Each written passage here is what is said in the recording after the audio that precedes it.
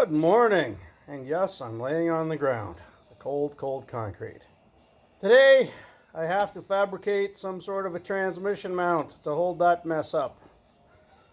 Okay, the throttle down customs frame comes with the holes already in it, and they sell a nice one, but I don't feel like waiting 15, 16 more weeks for another item from Throttle Down anytime soon.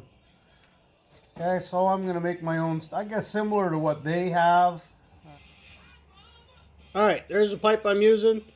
It's 1 5/16 inches. Okay. And you're all too familiar with that old kind of bender there, the Harbor Freight. This one is from Princess Automotive, which is sort of Canada's version of Harbor Freight. This has the arrow over hydraulic, so I can hook it up to my compressor and go ahead, but I'm just doing it manually. It's only a couple of bends. The die I'm using is right there. It's a 4-inch center radius, 8-inch diameter. Haven't used it in a while. Okay, I believe that's 1 1/4 inch, which should be a tight fit, but alrighty, I just did a test bend here.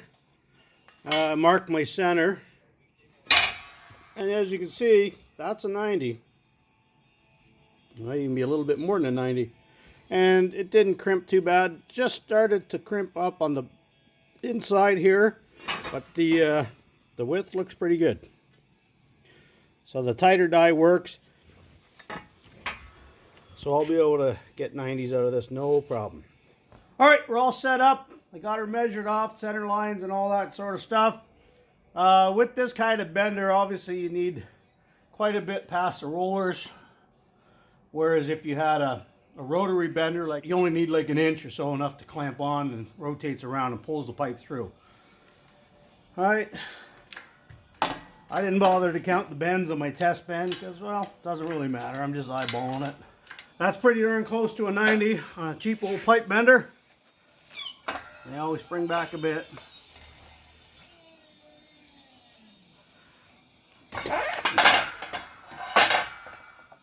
Okay, there we are. Cheap old pipe bender and some used well pipe.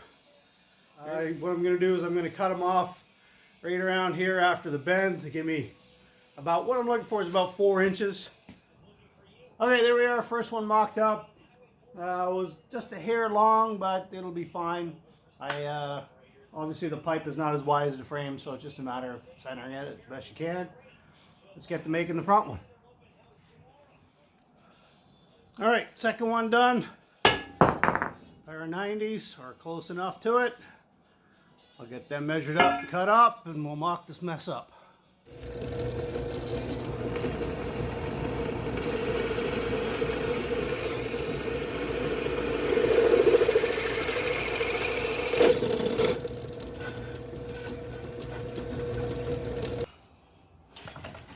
Okay, just putting the front bar roughly where it needs to go here. And I'm just dead eyeing it.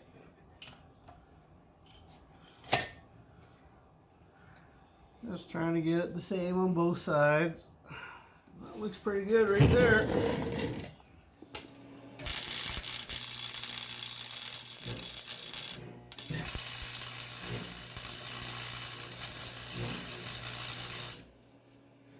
Alright, well that shouldn't go anywhere.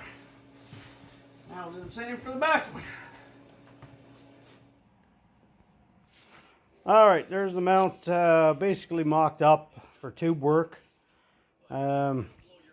Cross braces here, I just cut them and notched them out, ground up the ends. I gotta grind this piece because you know, welding galvanized is nasty stuff. Okay, there we are, all welded up. I know it ain't pretty, but it'll do. I threw it in a snowbank and let it cool off. What I did there was I gusseted up the end pieces by putting another piece of 3/16 2-inch flat bar on both sides. Basically I made angle iron is what I did, but welded it to the pipe and to the flat bar, because that flat bar does have a tendency to bend. I gotta drill the holes for the transmission mount yet. So I'll mock it up, mark those, get that drilled out. And there's the steel I'm using for the actual skid plate. That's 3/16 checker. That's aluminum, but it should be more than strong enough for anything I hit with it. So I'm just going to drill a few holes for that and bolt it on. I'm going to paint up the mount itself, but I'm going to leave the aluminum checker plate plain because, well, it don't need to be painted. It's just going to get scraped off anyways. Okay, temperature today is about +1. Yay. So, about as warm as it's going to get. I'm going to paint this cross member now. And while I'm at it, since it was so bloody cold and winter was here, and I knew I wasn't going to have time to build and paint a front bumper, I went ahead and bought one from JCR Off-Road. Pretty good looking bumper. What is it? Matt at Bleepin' Jeep did a review on this thing. I think he put it on a TJ or something, but it's basically the same bumper. It's kind of pricey, but that's basically what I was hoping to build, and well, they do it quite nice. So I bit the bullet, bought the bumper. Unfortunately, I didn't get it here and get any paint on it before it got super cold. And like I said, this is the warmest week it's looking like, near the second half of November. Lots of white stuff on the ground, so I'm going to go ahead and attempt to paint this with some POR 15. Got to get something on it so it won't rust over the winter, and if it turns out like crap, I'll clean it up in the summer and spray it again. I got to do the body job on the Jeep and paint it in the summer. So all right, cross members in, all painted up. POR 15, I had to take it into the basement and paint it there. It was just too damn cold outside for it to dry. You can see there's a bunch of runs because, well, me being stupid, I tried it. Didn't work out so well. So, alright, you can see right there how the mount goes through. That's your anti-torque mount over there. I just recycled an old body mount for that one. And the big heavy steel pipe with the checker plate bolted on, protects everything. The only thing I'd like to do here maybe is bend this up a bit. I don't like the way it kind of sticks out like that. If I could rotate that up, so it's only aluminum, so it'll actually bend pretty easy. I'll look at getting that done later on. Alright, well, I'm really happy with how it turned out. There's a few things that maybe I wanted done different now that it's finished and in place. Like I said, the front, I would like to have bent that. In honesty, the only pieces that I bought was this flat stock right here. 2 pieces of flat stock to do it. That was about $30. A few bolts. Like I said, the round pipe was a recycled farm hydrant.